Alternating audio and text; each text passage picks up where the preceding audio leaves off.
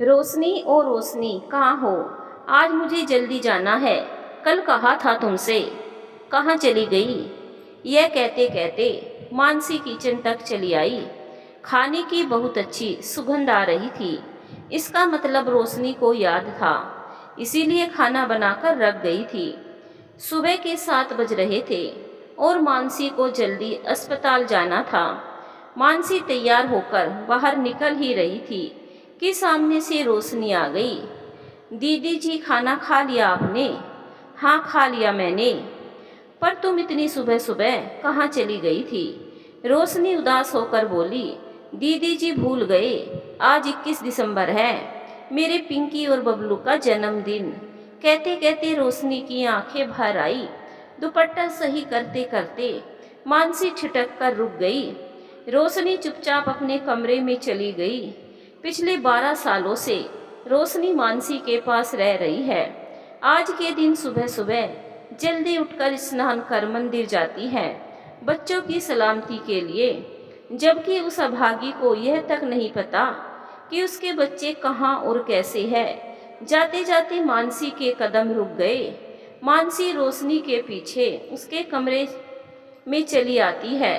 माफ़ कर दो रोशनी, मुझे याद नहीं रहा जल्दी में।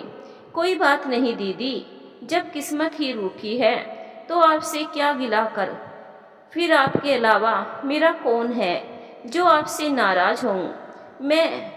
आप जाओ, आपको देर हो जाएगी। मानसी भारी मन से अस्पताल के लिए निकल पड़ी। अतीत की यादों में डूबती उतरती याद करने लगी जब रोशनी उसे मिली थी। यह घर 12 साल पहले खरीदा था नीरज कुलकर्णी से। वो लोग सब कुछ बेचकर कहीं और रहने लगे, पर कहाँ, कभी जानने की कोशिश नहीं की मानसी ने, और जानना भी नहीं चाहती। रोशनी की माँ सविता कुलकर्णी जी के यहाँ काम किया करती थी। परिवार के नाम पर दोनों माँ बेटी ही एक दूसरे का सहारा थी। कुलकर्णी जी अपनी पत्नी शारदा के साथ रहते थे और उनका बेटा विदेश में नौकरी करता था, जिसकी शादी हो चुकी थी। कई साल हो गए पर उनके घर कोई संतान नहीं थी। यह बात सविता को पता थी। रोशनी इन सब से अनजान थी। सविता के बीमार पड़ जाने के कारण अब रोशनी ने कुलकर्णी जी के घर काम करना शुरू कर दिया। सविता की हालत दिन पर दिन बिगड़ती जा रही थी। कुलकर्णी जी सविता का इलाज करवाने के लिए उसे बड़े अस्पताल भी ले गए, पर उसे बचा नहीं पाए। बेचारी रोशनी यह सोचती रही, बहुत अच्छे लोग हैं जो उसकी माँ के लिए इतना कर रहे हैं।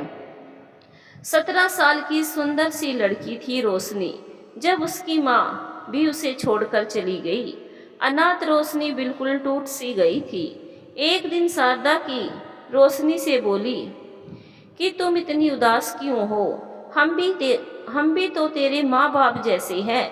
अगर तुम तैयार हो तो मैं तुम्हें अपने घर की बहू बनाना चाहती हूँ। रोशनी को कुछ पल तक कुछ समझ नहीं आया। फिर थोड़ी देर बाद उसने हाँ कर दी। और करती भी क्या, पूरी जिंदगी कहाँ और किसके सहारे जीती। अच्छा घर, अच्छे लोग हैं, मेरा ख्याल रखते हैं। और हाँ, शादी घर में ही पंडित को बुलाकर शांति से करेंगे। अभी तेरी माँ को 1 महीना भी नहीं हुआ है। रोशनी चुपचाप हाँ कर देती है और रोशनी और पंकज की शादी हो जाती है। पंकज 2 महीने के लिए वापस आया था। 2 महीने कब पंख लगाकर उड़ गए पता ही नहीं चला। पंकज वापस चला गया। इधर रोशनी की कुछ तबीयत बिगड़ी। डॉक्टर को दिखाया, पता चला वो माँ बनने वाली है।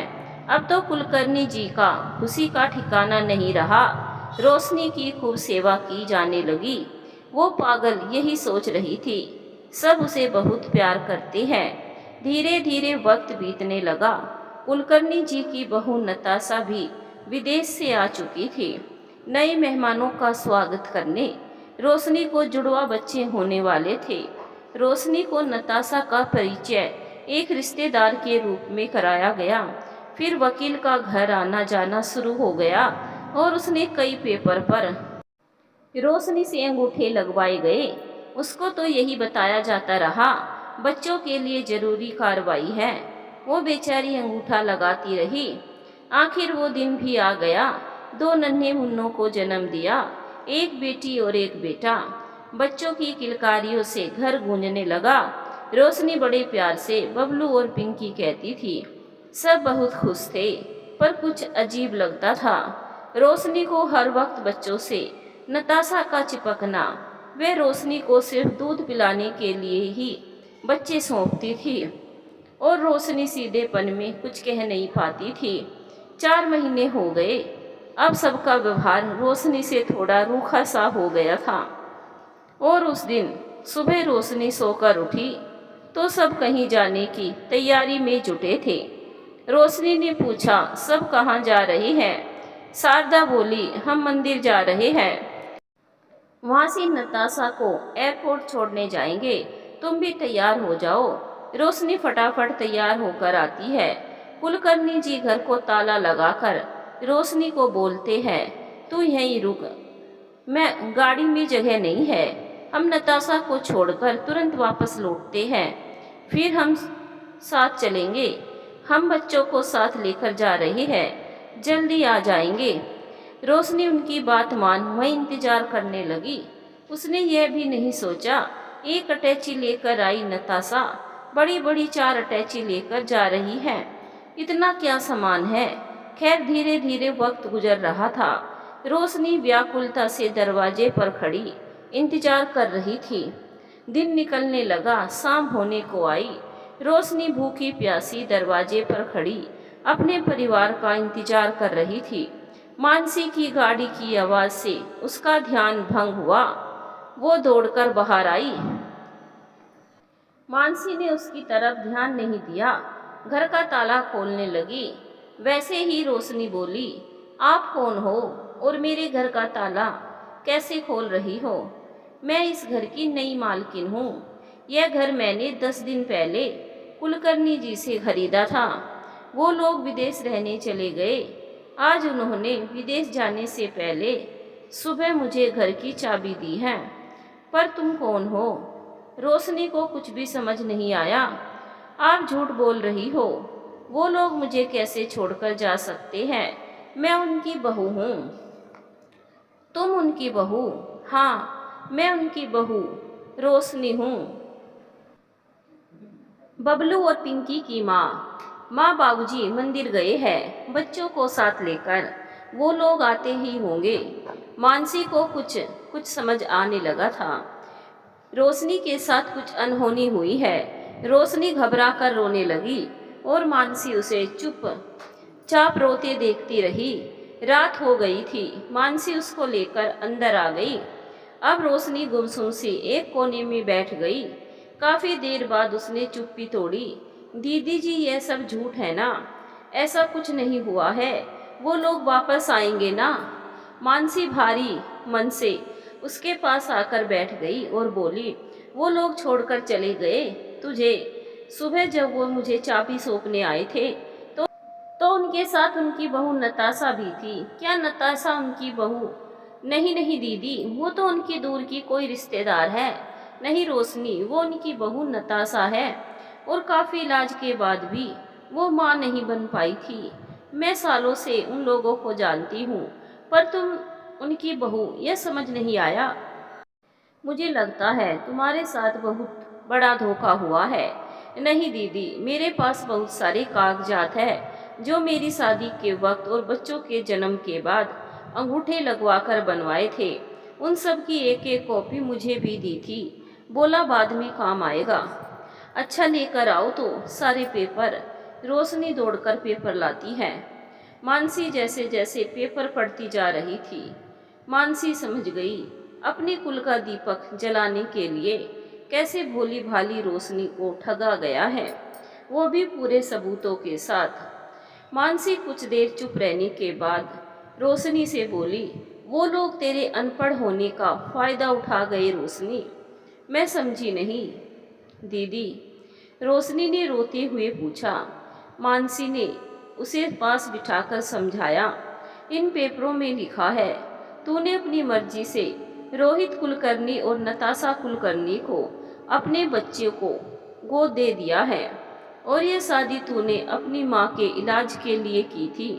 तुझे पैसे चाहिए थे, उन्हें बच्चे, इसीलिए तूने उनके साथ यह सौदा किया था।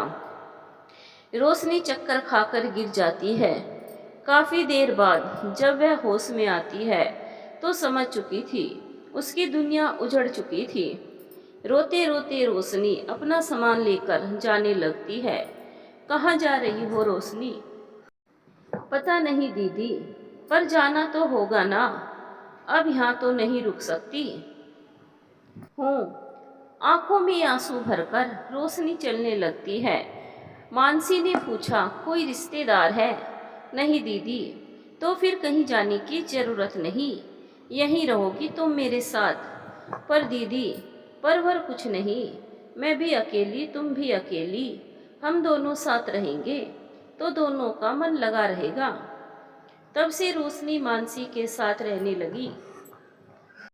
धीरे धीरे सब भूलते हुए, नहीं भूली तो बच्चों का जन्मदिन। तभी गाड़ी के रुकने की आवाज़ के साथ मानसी का ध्यान टूटता है। मानसी यह सोचती हुई अस्पताल की ओर बढ़ने लगी।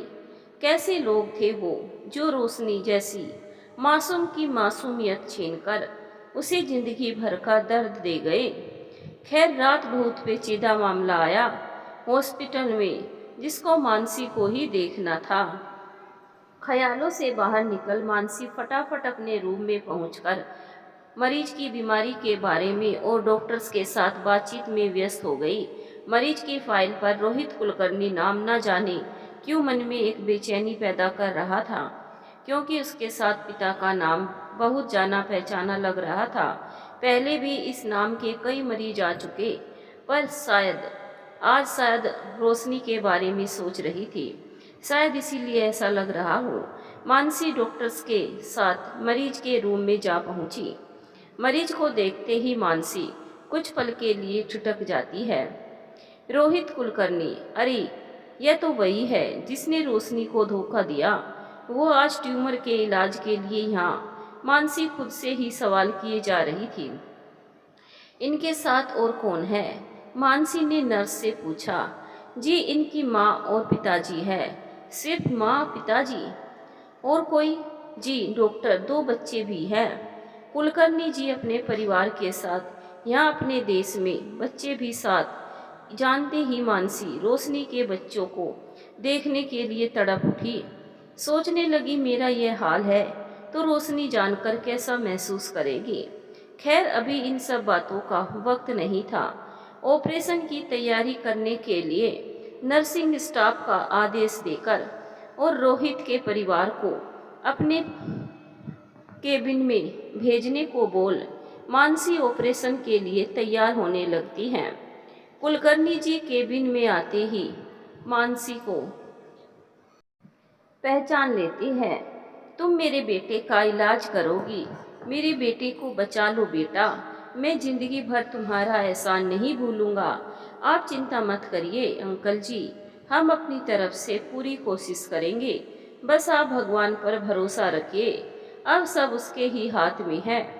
रोहित को कुछ ना हो, मानसी भी यही चाहती थी। शायद रोशनी के साथ जो किया, वो सब सवालों के जवाब चाहिए थे, पर उसके लिए जरूरी था रोहित का ठीक होना। कुलकर्णी जी को दिलासा देते हुए मानसी ऑपरेशन थिएटर की ओर चल दी। रोहित को अंदर ले जाया गया था। मानसी भी अंदर चली जाती है। मामला बहुत पेचीदा था, कुछ भी हो सकता था, पर मन ही मन भगवान से प्रार्थना करती रही, सब सही हो जाए। आखिर 4 घंटे तक अथक प्रयास रंग लाया। ऑपरेशन तो सफलतापूर्वक हो गया। बस इंतजार था रोहित को समय से पहले होश आ जाए तो फिर कोई खतरा नहीं। मानसी वहाँ से निकल सीधे अपने रूम में पहुँच कुर्सी पर निढाल होकर गिर पड़ी। जैसे आज मानसी ने अपनी सारी ताकत लगा दी हो और अब मानसी के पास कुछ नहीं बचा। रोहित को आईसीयू में शिफ्ट कर दिया गया था। नर्स को एक एक पल की खबर देने को कहे मानसी और मरीजों को देखने चली जाती हैं। 1 घंटे बाद रोहित को होश आ जाता है। किसी को भी ना मिलने देने की सख्त हिदायत देते हुए मानसी बाहर निकलकर कुलकर्णी जी के पास आती हैं। इस समय रोशनी के दोनों बच्चे उनके साथ ही थे। बेटी तो हूबहू रोशनी लग रही थी। बहुत सुंदर बच्चे थे दोनों। मेरे साथ आइए कुलकर्णी जी को बोल अपने केबिन में आ गई। कुलकर्णी जी, शारदा जी और बच्चे भी साथ थे। अंकल जी, ऑपरेशन अच्छा हुआ। अब आप लोगों को चिंता करने की कोई बात नहीं। आप लोग घर जाइए बच्चों को लेकर। आप नताशा को यहाँ भेज दीजिए। बस एक व्यक्ति बहुत है यहाँ। मानसी ने अंधेरे में तीर छोड़ा। नताशा को साथ न देख सच्चाई जानने के लिए मानसी का इतना बोलना था कि शारदा जी फपक फपक कर रो पड़ी। अरे संभालिए आप अपने आप को। क्या हुआ? मैंने कुछ गलत कह दिया? मैं माफ़ी चाहती हूँ। शारदा जी बोली, नहीं, तुमने गलत नहीं कहा। हम अपने की सजा भुगत रहे हैं। नताशा हमारे साथ नहीं रहती। उसने 8 साल पहले ही रोहित को तलाक देकर किसी और से शादी कर ली। रोहित यह सदमा बर्दाश्त नहीं कर पाया। उसने खुद को सबसे अलग कर लिया। ना किसी से बात करना, ना हंसना बोलना। दिन रात तनावग्रस्त रहने के कारण ब्रेन में खून का थक्का जम गया जो ट्यूमर में बदल गया। ओह, बहुत बुरा लगा मुझे ये जानकर। कोई माँ अपने इतने प्यारे बच्चों को कैसे छोड़ सकती है भला? रोहित का ना सही, बच्चों के बारे में तो सोचा होता। उसके बच्चे होते तो सोचती ना। अब कुलकर्णी जी ने अपना मौन तोड़ा। बोला, 12 साल पहले बहुत बड़ा पाप किया था बेटा हम लोगों ने। यह सब उसका ही परिणाम है। मैं समझी नहीं। आप खुलकर कहिए। अब कुलकर्णी जी ने धीरे धीरे रोशनी के साथ किस तरह उन्होंने धोखा किया था सब बताया। 8 साल से रोशनी को ढूंढ रहे हैं। एक बार मिल जाए तो माफ़ी मांग ले। उसकी अमानत बबलू और पिंकी सौंप दे। पर वो कहीं नहीं मिली। शायद उससे मिलने के बाद रोहित भी फिर से पहले जैसा हो जाए। अब मानसी पूरी तरह आश्वस्त हो गई थी। रोशनी की खुशियाँ लौट आई है। बस अपने मन को तसल्ली कर रही थी। वैसे भी मानसी चाहती थी जल्दी रोशनी के लिए कुछ ऐसा कर जाऊं जिससे उसकी ज़िंदगी आराम से कटे, क्योंकि मानसी की भी शादी होने को है। उसके बाद तो उसे अकेले ही रहना था। आप सभी शाम को मेरे घर जरूर आइए। आशा है आप लोग मना नहीं करेंगे। अभी मैं निकलती हूँ। मानसी सारे रास्ते यही सोचती रही कि रोशनी अचानक सबको देख क्या करेगी। मैं उसे कैसे बताऊं मैं कुलकर्णी परिवार से मिलकर आ रही हूँ। उन्हें शाम को घर भी बुलाया है कि चुप रहूं।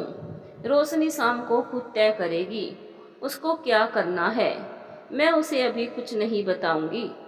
जिस जगह उसकी खुशियाँ लूटी हैं आज वही फिर लौट कर आ रही हैं। भगवान ने रोशनी का दिल दुखाने की बहुत बड़ी सजा दी है। अब रोशनी की बारी है। जो उसका फैसला वो मेरा फैसला। रोशनी, जी दीदी आ गई आप। कैसा रहा ऑपरेशन? आप थक गई होगी। आराम करें, मैं चाय लेकर आती हूँ। हाँ ले आओ, अपने लिए भी। जी दीदी। रोशनी चाय नाश्ता ले आती है। दोनों इधर उधर की बातें करते रहे। शाम होने को आई। दीदी खाने में क्या बनेगा? कुछ भी बना लेना जो तुम्हारा मन चाहे। तभी गार्ड ने आकर कहा, मैडम जी कोई आपसे मिलने आई है। ठीक है अंदर भेज दो। अंदाजा सही था, वो ही लोग थे। मानसी ने खुद न जाकर रोशनी को भेज दिया। जाओ देखो कौन है, मैं आती हूँ। रोशनी चली जाती है। मानसी भी पीछे आकर छिपकर रोशनी के फैसले का इंतजार करने लगी। रोशनी और कुलकर्णी परिवार कुछ क्षण अचंभित हो एक दूसरे को देखते रहे। फिर खामोशी तोड़ते हुए शारदा जी और कुलकर्णी जी दोनों हाथ जोड़कर रोशनी से माफ़ी मांगने लगते हैं। हमें माफ़ कर दो रोशनी, हमने तुम्हारे भोलेपन का फ़ायदा उठाकर तुम्हारी खुशियाँ, तुम्हारे बच्चों को, रोहित को तुमसे दूर किया। उसकी सज़ा पिछले 8 सालों से भुगत रहे हैं। हमें ना सही अपने बच्चों को अपना लो। यह देखो बबलू और पिंकी, लो संभालो इन्हें। रोशनी दौड़कर बच्चों को गले लगाकर बार बार चूमती है। आंखों से अविरल आंसुओं की धारा बह रही थी। बच्चों को भी कुलकर्णी परिवार रोशनी के बारे में सब बताया था, इसलिए वो अभी अपनी असली माँ से मिलकर बहुत खुश थे। मानसी भी सामने आ जाती है। आपको सब पता था हमारे और रोशनी के बारे में, आपने बताया नहीं, क्यों? रोशनी के लिए नहीं बताया, मैं जानना चाहती थी कि यह सही में पछतावा है या फिर कोई छल, इस मासूम को छलने के लिए। सच बताओ अंकल जी, आप मेरे यहाँ खड़े हैं तो रोशनी के कारण। आप जैसे लोग तो किसी भी तरह की इज्जत के काबिल नहीं है। मैं रोशनी पर कोई दबाव नहीं डालूंगी कि वह आपको माफ़ कर दे। रोशनी का जो मन चाहे वह वो करे। मैंने तो उसे उसके बच्चों से मिलवाने के लिए ही आपको यहाँ बुलवाया था। दीदी आप कब मिली इन लोगों से? रोशनी ने अपना मौन तोड़ते हुए पूछा। आज सुबह ही मिली, रोहित के ब्रेन ट्यूमर की सर्जरी के लिए यह लोग यहाँ आए हुए थे। ऑपरेशन के बाद ही इन लोगों से मुलाकात हुई, तब बातों बातों में सब पता कर लिया। नताशा के धोखा देने के बाद इन्हें फिर से तुम्हारी याद आई। रोहित भी कुछ दिनों से ठीक हो जाएगा। तुम्हारा फैसला हमारा फैसला। रोशनी के बच्चे भी जिद करने लगते हैं साथ चलने के लिए। रोशनी एक बार फिर कुलकर्णी परिवार का हिस्सा बन जाती है। दिन गुजरते जाते हैं। रोहित भी पूरी तरह से ठीक हो चुका है, पर रोशनी से फासला आज भी बरकरार था। रोशनी आज भी रोहित के दिए जख्मों को नहीं भूल पाई, शायद इसीलिए उसे अपना नहीं पाई। वो सिर्फ अपने बच्चों की माँ बनकर रहने आई है। रोहित से जो उसे दर्द मिला उससे निकल नहीं पा रही थी, ना ही निकलना चाहती थी, ना रोहित को पति के अधिकार देना चाहती थी।